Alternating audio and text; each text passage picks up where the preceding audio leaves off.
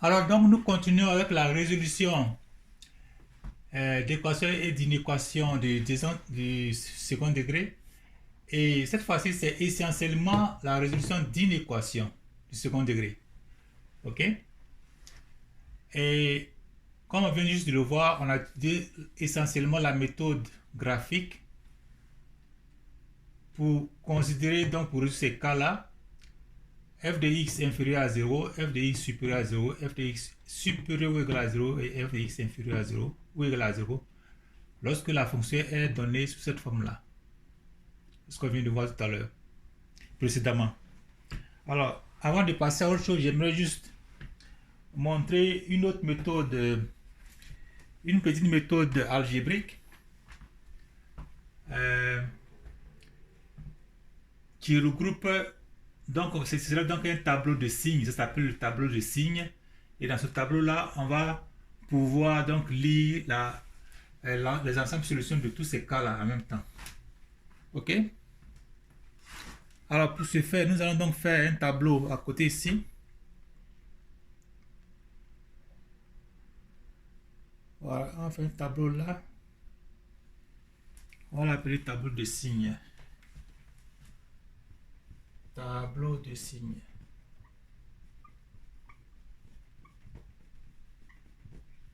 OK?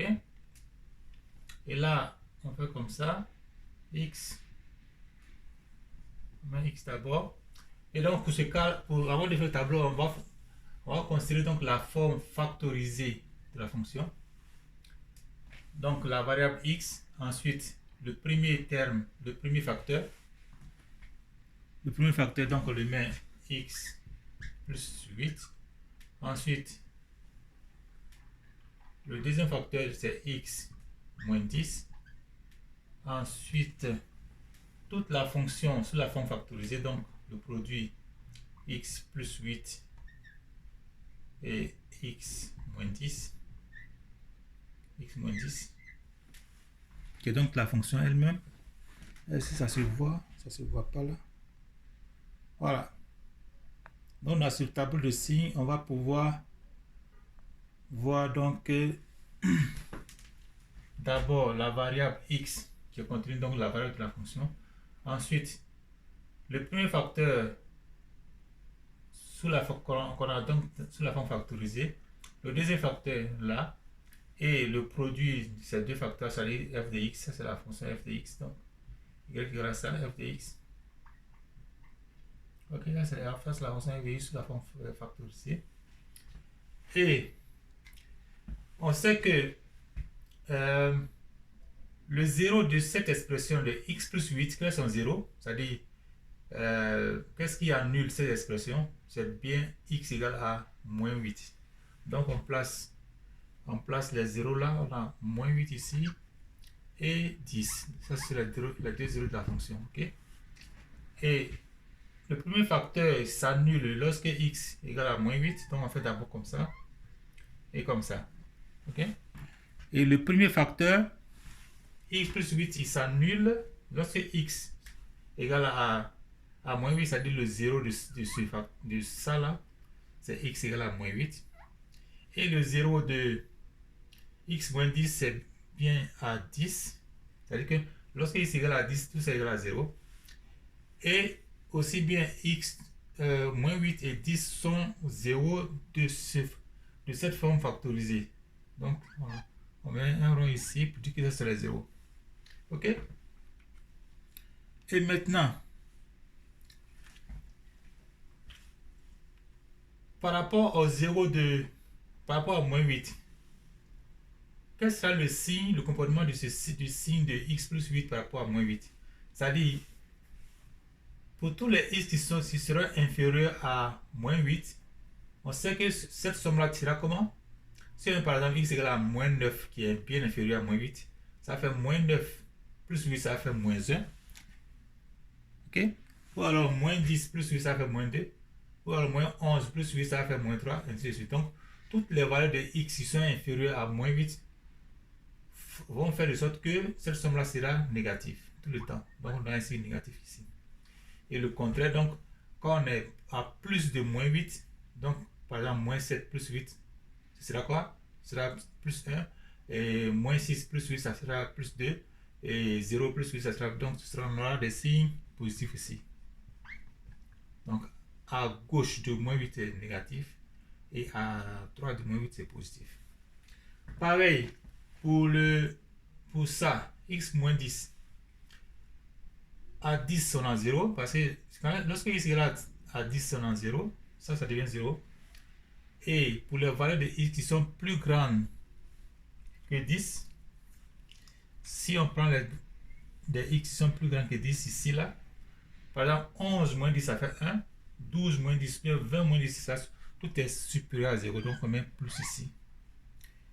Et donc, contrairement, lorsqu'on a les x qui sont inférieurs à 10, là, c'est plus. Pour les valeurs de x qui sont moins de 10, on aura 9 moins 10, ce sera moins 1. Moins 1, c'est inférieur à 0. 0 moins 10, c'est inférieur à 0. Donc, tout ici sera inférieur à 0. OK? Alors, maintenant, nous sommes ici. Quel est le signe de ce produit-là? Ça, c'est un produit, une multiplication. Donc, pareillement aussi, on fait la multiplication des signes. Donc, moins fois moins.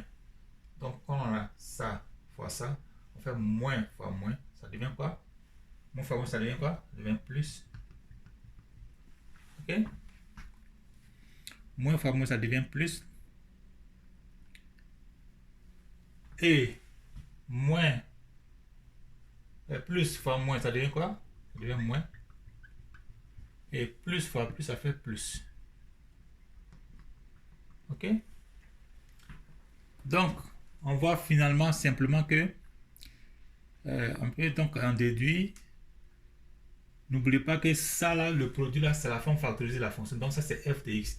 Donc ça, ce sont les signes de la fonction qui se comportent donc par rapport à chaque intervalle. Donc ça, c'est... Alors, donc, qu'est-ce qu'on peut dire ici? Le premier cas, on devait voir les valeurs de x pour lesquelles la fonction est inférieure à 0. Donc, f de x inférieur à 0, c'est-à-dire le signe négatif.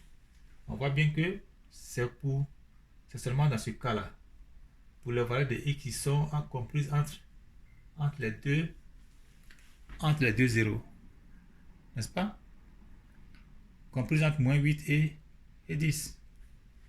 Donc, ça là, alors on dit que x appartient à l'intervalle ouvert moins 8 et 10 ouvert aussi.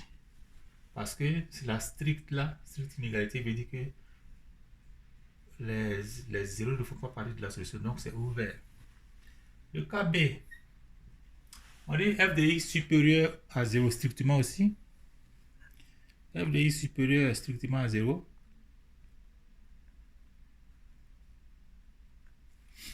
Donc, si f de x supérieur strictement à 0, où est-ce qu'on voit ça dans le cahier, dans le tableau?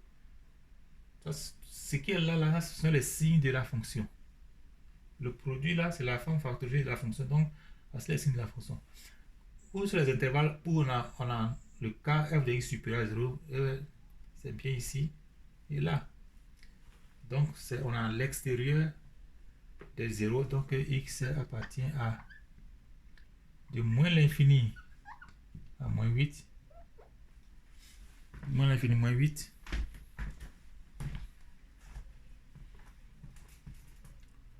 De moins l'infini à moins 8. Union donc ouvert parce qu'il y en a strict ici. Ouvert donc de 10 à plus l'infini. Ok, exactement comme on l'a obtenu précédemment, graphiquement, lorsqu'on a résolu graphiquement. Ok, donc nous avons ces cas là. Donc on voit bien que f de x est supérieur à 0 dans ce cas ou dans ce cas. C'est ce qui est représenté là. Union. Ok.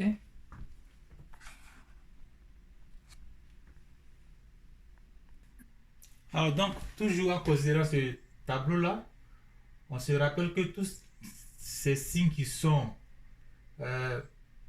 en bas là, donc ça équivaut donc au signe de la fonction, puisque ça c'est la forme factorielle de la fonction.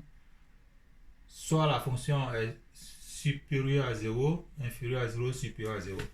Et là maintenant on va voir le cas C. Le cas C où la fonction est supérieure ou égale à 0. Le cas où la fonction est supérieure à 0, on voit alors que, on va écrire ça ici, à côté ici. Le cas C, f de x supérieur ou égal à 0.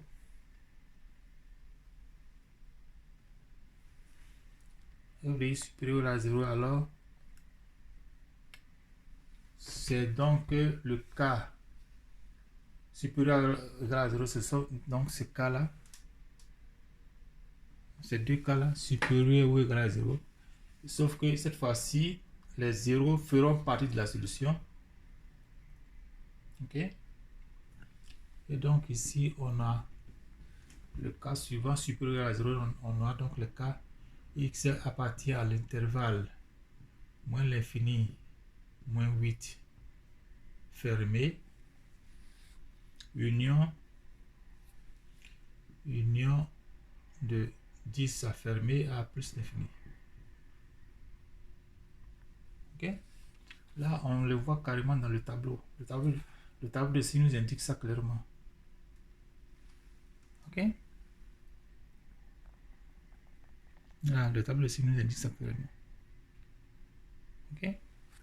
Et le cas D finalement, le cas D, f de x inférieur ou égal à 0, ça veut dire que on est alors entre les deux racines.